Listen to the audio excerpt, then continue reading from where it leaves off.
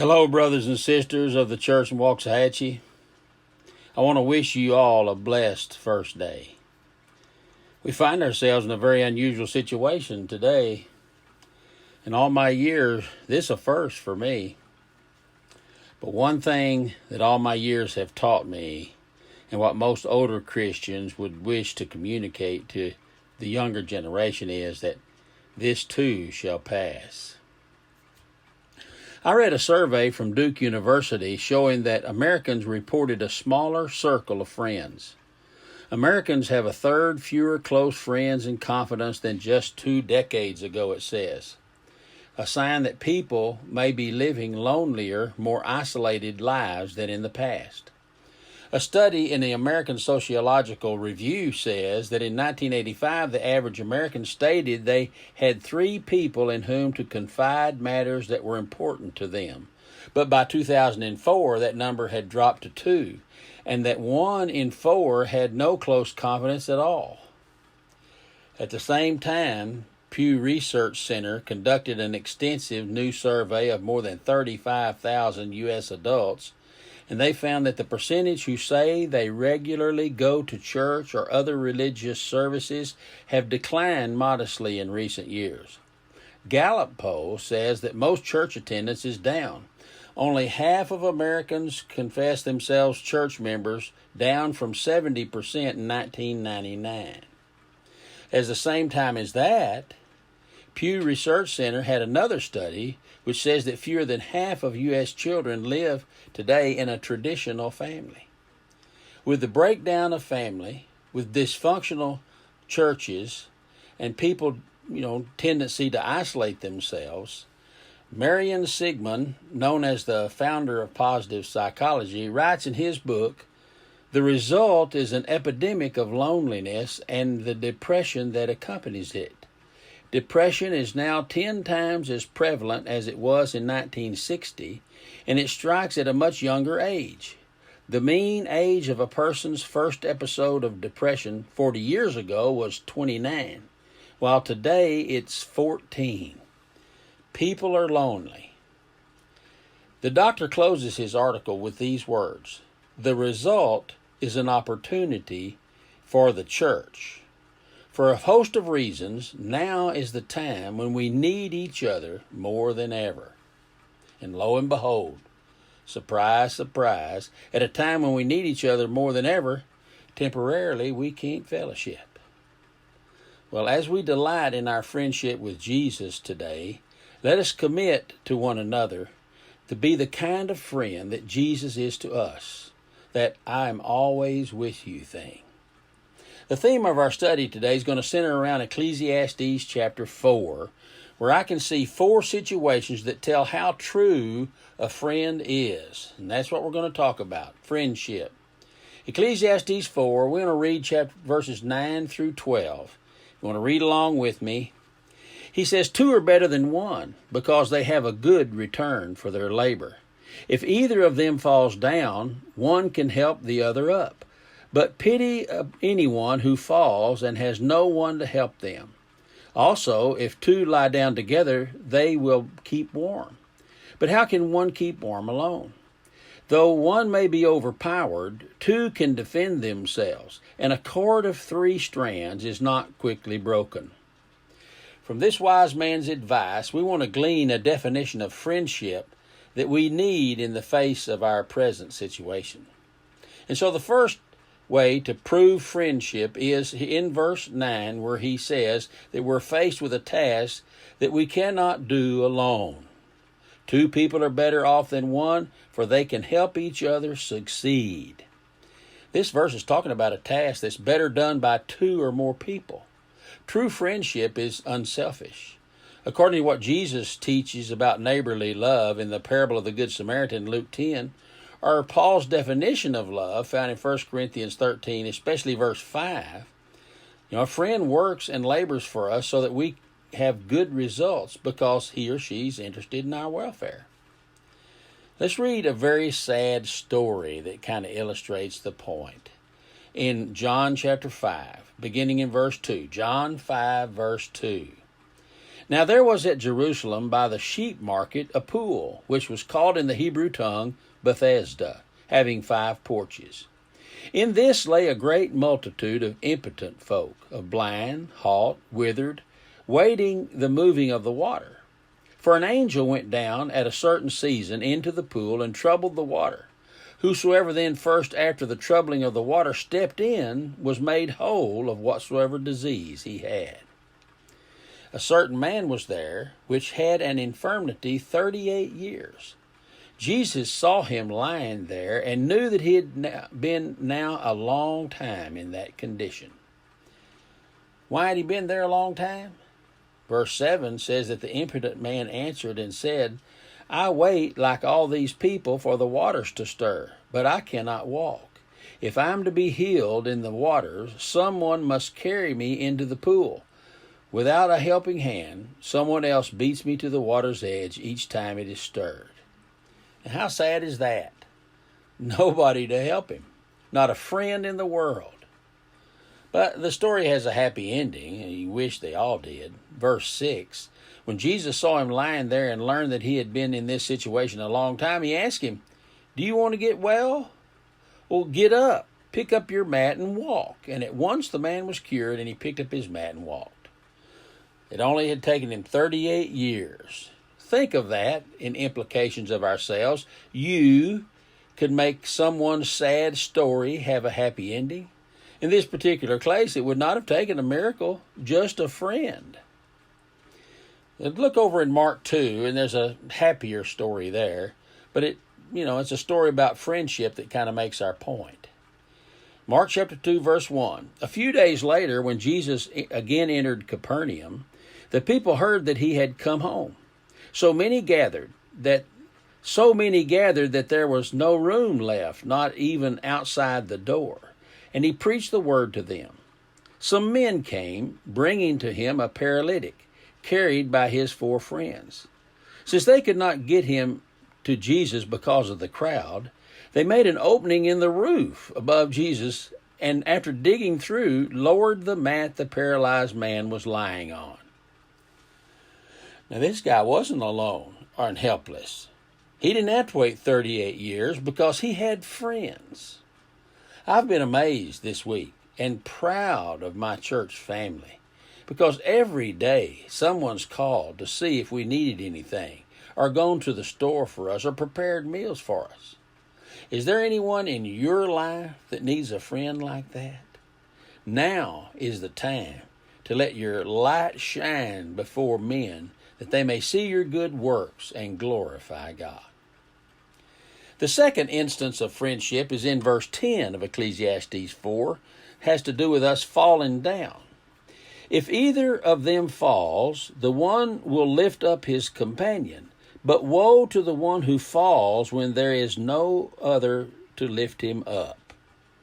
This is kind of a practical application, especially if you're talking about older people or those with physical handicaps. It's not good for people like that to have to live alone. Someone has said that we can tell a true friend when we're in trouble. That's exactly what Proverbs 18 says, verse 24. Friends love through all kinds of weather, and families stick together in all kinds of trouble. True friends do not abandon us when trouble comes. Can we say that to each and other here in our church in Waxahachie? Another person said this. A true friend is a kind of person that if you call them at 2 a.m. to tell them that you need them, they don't ask what's the problem before deciding whether to come. A true friend asks, well, where are you, while they're getting dressed? I know that's true because that's exactly the way Charles Payne would answer, wasn't it? Every time I called him because I was in trouble, and it was pretty often.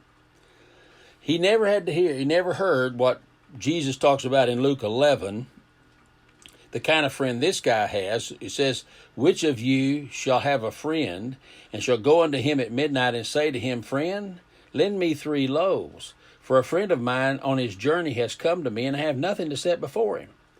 He from within shall call out and say, Go away. The door is now shut, and my children are in bed with me, and I can't rise and give to thee. We should never hear that answer. No one in this congregation should either. But more important than that than a physical need is the spiritual fall.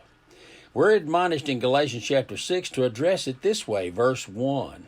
Brethren, if a man be overtaken in a fault, ye which are spiritual, restore such a one in the spirit of meekness, considering thyself, lest thou also be tempted. We may not think it at the time, but that fellow that comes to point out our mistake is a blessing from God. James chapter 5 tells us a very similar thing, verse 19. Brethren, if any of you do err from the truth, and one convert him, let him know that he which converts a sinner from the error of his way shall save a soul from death and hide a multitude of sins. Now that is a true friend. And in Matthew 25, that's kind of the way we're going to be judged when he says, verse 34, Then the king shall say to those on his right, Come ye who are blessed of my Father, and take your inheritance, the kingdom prepared for you since the creation of the world. For I was hungry, and you gave me something to eat. I was thirsty, and you gave me something to drink. I was a stranger, and you invited me in. I needed clothes, and you clothed me. And I was sick, and you looked after me. I was in prison, and you came to visit me. The king will reply, I tell you the truth. Whatever you did for one of these least of these my brethren, you did unto me. Right now is a time to show the world what Christian brotherhood is all about. It's time for you to earn that reward that he's talking about in Matthew 25. The third instance of friendship we want to look at is in verse 11 of Ecclesiastes 4, where he talks about us who are cold. If one lie down together, they keep each other warm. But how can one keep warm alone? The picture is being alone in a cold room.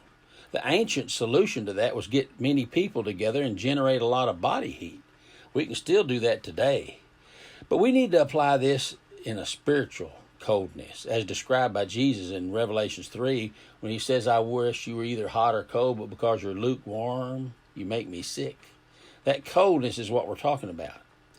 Every one of us has experienced those unusual times, like Matthew 24:12, when he says, because lawlessness is increased, most people's love will grow cold. We feel cold spiritually sometimes. Doubt sets in. We think life is unfair. The Bible promises begin to sound hollow. Gone is the fire that we first had when we became a Christian. Gone is the excitement of going to church. The light in our eyes is kind of gone out. It's during those times that we need encouragement. We need the warmth of Christian fellowship. We need to be filled with new energy and faith and hope. I grew up hearing this illustration pretty often in the pulpit. It may be familiar to you too. It may be old, but it's still a good example of what we're talking about. One day a preacher stopped by a man's house to pay a visit. The man was a member of the preacher's church, but the man hadn't been there for a long time. As they sat in front of the fireplace and talked about various things, the preacher leaned over and took a poker and pulled a red-hot glowing ember out from the fire and onto the front of the hearth. Without saying a word, he just stared at it, and so did the man. Right before their eyes, the glowing ember began to quickly change.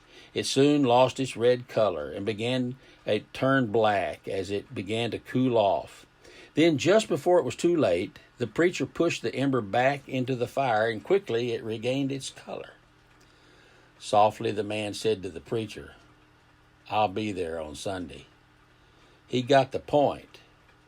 Out of contact with your brethren can cause faith and enthusiasm to cool. The fourth instance of friendship is in verse 12, where our troubles seem overwhelming. He says in the New International Version, though one may be overpowered, two can defend themselves. The word overpowered there means the same as the word overwhelming. It's a picture of a soldier who's surrounded by his enemies. The New Living Version puts it that way when he says a person standing alone can be attacked and defeated, but two can stand back to back and conquer. The military strategy of the ancient world was for soldiers in trouble to fight in pairs back to back. Two can withstand them refers to this tactic. Stu Weber writes in his experience of the U.S. Army Ranger Training School. He was running with full field uniform, loaded packs, helmets, boots, rifles, the works, 70 pounds. As usual, the word was, you go out together, you stick together, you come home together. Miles they ran, then more miles, over hills, through brush and pine. Somewhere along the way, through the fog of pain, thirst, and fatigue, Weber realized something was wrong. 2 rows ahead, one of the guys was out of sync, a big red-headed named Sanderson. His legs were pumping, but he was out of step with the rest. Then his head began to roll from side to side. The guy was close to losing it. Without missing a step, the ranger on Sanderson's right reached over and took the man's rifle. Now one of the rangers was packing 2 weapons, his own and Sanderson's.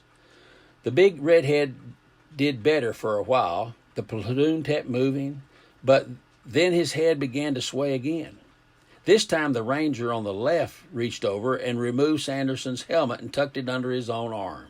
He continued to run. All the systems go. Boots thudded along the trail. Sanderson was hurting. He was buckling, going down, but 2 soldiers behind him lifted the pack off his back, each taking a shoulder strap in his free hand. Sanderson gathered his strength, squared his shoulders, and the platoon continued on all the way to the finish line. They left together, they finished together. Truth is, life gets heavy sometimes. We feel our knees begin to buckle, and we feel falling short of the finish line. We're going down unless you get some help. We need friends to help us, to bear the load, to sharpen us when we're dull. Galatians chapter 6, verse 2 tells us to bear one another's burdens and so fulfill the law of Christ. Someone today is like Sanderson. Verse 1 of chapter 6 says, Brethren, if a man is overtaken in a fault, ye which are spiritual, restore such a one in the spirit of meekness, considering thyself, lest thou also be tempted. Everybody needs help occasionally. Jesus wants to help you. Matthew 11, verse 28, Come unto me, all ye that labor and are heavy laden, and I will give you rest. Take my yoke upon you, and learn of me, for I am meek and lowly in heart, and you shall find rest unto your soul. That yoke idea is exactly what we were talking about in our army illustration. A yoke allows 2 to pull together, and Jesus is offering to share your load with you. He wants to be a friend that we all need. He calls us his friends in John 15. But something that you and I have got to realize is that Jesus is using you and me to do that help. And so the Message version of Ecclesiastes 4 verse 12 says, By yourself you're unprotected, but with a friend you can face the worst. Well, our final idea is in verse 12 as well, where he says, A cord of 3 strands is not quickly broken. Most of the time I've used this verse in connection with a wedding. Marriages, and for a good reason. What's being said is that the only friendship that will be all that it can be and that will help us make life work is a friendship between 2 people with God in the center. With Christ, any relationship has extra support. But there's 2 things you have to consider about that. Your relationship with your brethren. Do you have a number of friendships in the church? Research has revealed that those who surveyed, who feel they have a healthy sense of community in their church, have an average of 7 of what they call vital relationships in their congregation.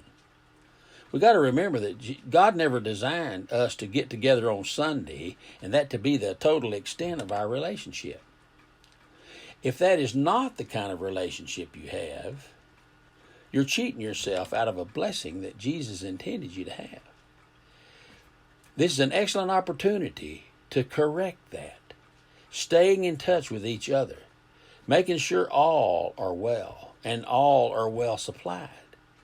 Now, during our epidemic, and even after it's all over, it's time for us to let our light shine. It's time for us to rally together and encourage one another.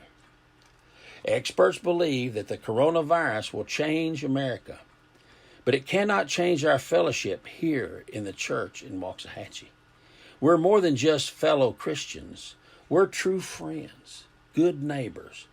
We're family. And our brothers and sisters need us now more than ever.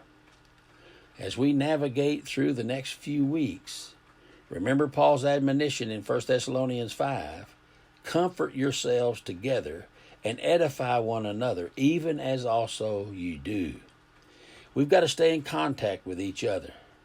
It's never been more appropriate time to make a literal application of Hebrews 3 verse 13, where he tells us to exhort one another daily while it is called today, lest any of you be hardened through the deceitfulness of sin.